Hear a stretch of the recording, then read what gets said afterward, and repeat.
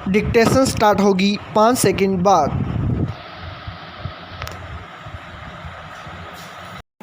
Yes, अपने आप को जनसेवक कहलाने वाले विधायक और सांसद आखिर वेतनभोगी कर्मचारियों की तरह वेतन भत्ते बढ़वाने की जुगत में क्यों लगे रहते हैं। अलग अलग राज्यों से रह कर विधायकों के वेतन भत्ते बढ़वाने के प्रयासों की खबरें आती रहती हैं। कभी महंगाई का तर्क दिया जाता है तो कभी दूसरे राज्यों के मुकाबले कम वेतन भत्तों का। अब खबर मध्य प्रदेश से आ रही है। यहाँ के विधायक प्रोटोकॉल की आड़ में अपने वेतन भत्ते बढ़ाने के लिए लामबंद हो रहे हैं। तर्क दिया जा रहा है कि जब प्रोटोकॉल में उनका स्थान मुख्य सचिव से ऊपर है तो उन्हें वेतन भी उनसे ज़्यादा मिलना चाहिए।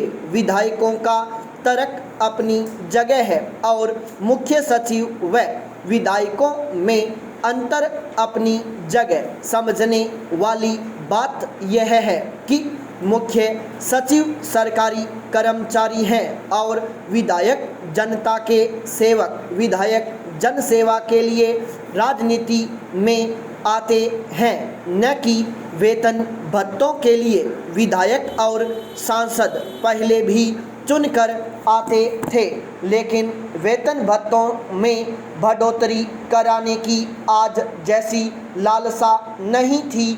आज विधायक और सांसद सरकारी अधिकारियों के वेतन से अपने वेतन की तुलना करने लगे हैं।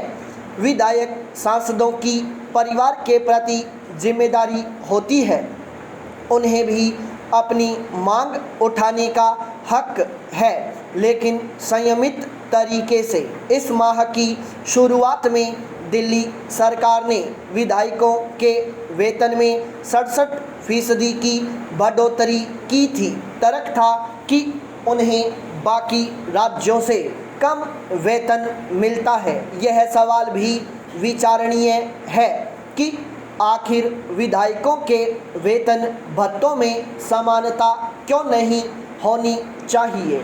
एक राज्य के विधायक को 1.5 लाख तो दूसरे राज्य के विधायक को 2.5 लाख क्यों। केंद्र सरकार को सभी राज्यों को विश्वास में लेकर सांसदों विधायकों के वेतन भत्तों के लिए समान नीति बनाने पर विचार करना चाहिए। जिस तरह केंद्र और राज्य सरकारों के कर्मचारियों के वेतन भत्तों और पेंशन में बढ़ोतरी का फार्मूला बना है, वैसा ही फार्मूला जनप्रतिनिधियों के लिए भी बनना चाहिए। इससे जनप्रतिनिधियों को अपने वेतन भत्ते बढ़वाने के लिए प्रयास नहीं करने पड़ेंगे। साथ ही विसंगति से भी बचा जा सकेगा। विधायक सांसदों को सरकारी कर्मचारियों से अपनी तुलना नहीं करनी चाहिए। विधायक सांसद 5 साल पद पर रहने के बाद ही पेंशन के हकदार हो जाते हैं, जबकि सरकारी कर्मचारियों को यह सुविधा नहीं मिलती। इसके अलावा जनप्रतिनिधियों को आवास, बिजली, पानी, रियायती दर पर कैंटीन तथा यात्रा संबंधी ऐसी कई सुविधाएं मिलती हैं, जिनके खर्च का बोझ तो आखिर जनता को ही उठाना पड़ता है। पाई पैरा चेंज। कोरोना महामारी काल में दुनिया को चुनौतियों से जूझ रही है। पहली कोरोना वायरस से संक्रमण और दूसरी इन्फोडेमिक अर्थात अत्यधिक और असत्यापित जानकारी। इन्फोडेमिक को कई विशेषज्ञों ने कोरोना वायरस से भी बड़ा खतरा माना है। जब लोगों को सही जानकारी नहीं मिलती है तो अफवाहें उनका स्थान ले लेती हैं। कुछ महीने पहले खबरें आने लगीं कि कोरोना की तीसरी लहर आएगी और उसमें बच्चे अधिक प्रभावित होंगे।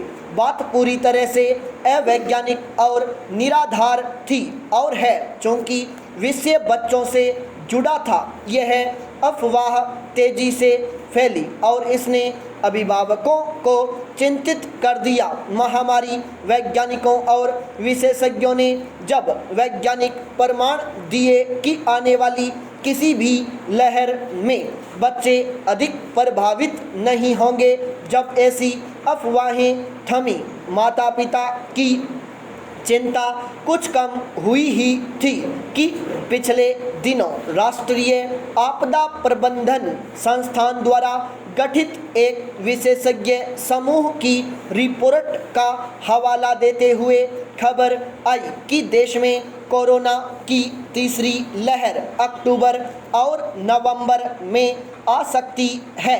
इस लहर में एक दिन में 4 से 5 लाख प्रतिदिन एक तक मरीज हो सकते हैं। रिपोर्ट में स्वास्थ्य सेवाओं, खासतौर से बच्चों के लिए स्वास्थ्य सेवाओं को मजबूत करने की बात की गई। एक बार फिर सुर्खियां बन गई कि तीसरी लहर बच्चों को प्रभावित करेगी। पुरानी अफवाहें फिर से तूल पकड़ने लगी हैं। यह बात पहले भी निराधार थी और अब भी है। तथ्य यह है कि तीसरी और आने वाली किसी भी लहर में बच्चों को कोई अतिरिक्त खतरा नहीं है। रिपोर्ट में 4 से 5 लाख केस की बात इस संदर्भ में की गई थी कि सबसे खराब स्थिति में इतने केस आए तो कितने बेड की ज़रूरत पड़ेगी। अधिकतर विशेषज्ञ मानते हैं कि 1.5 लाख केस आ सकते हैं। ऐसी ही कई और तथ्यहीन बातें स्कूल खुलने के संदर्भ में भारत में फैल रही हैं, जैसे कि स्कूल खुलने से पहले बच्चों को टीका लगाना जरूरी है, जबकि सबूत यह है कि स्कूल खोलने के लिए बच्चों को कोविड-19 का टीका लगाने की ज़रूरत ही नहीं है। दुनिया के किसी भी देश में 12 साल से कम उम्र के बच्चों को कोविड का टीका नहीं लग रहा है, लेकिन स्कूल खुलने लगे हैं। 12-17 साल में भी सिर्फ उन बच्चों को वैक्सीन की ज़रूरत मानी जाती है जिन्हें पहले से कोई गंभीर बीमारी है। सभी बच्चों को नहीं। साथ ही और बातें याद रखने की हैं, जैसे कि बच्चों को गंभीर बीमारी का खतरा बहुत कम है और स्कूल खोलने से खतरा नहीं बढ़ता है।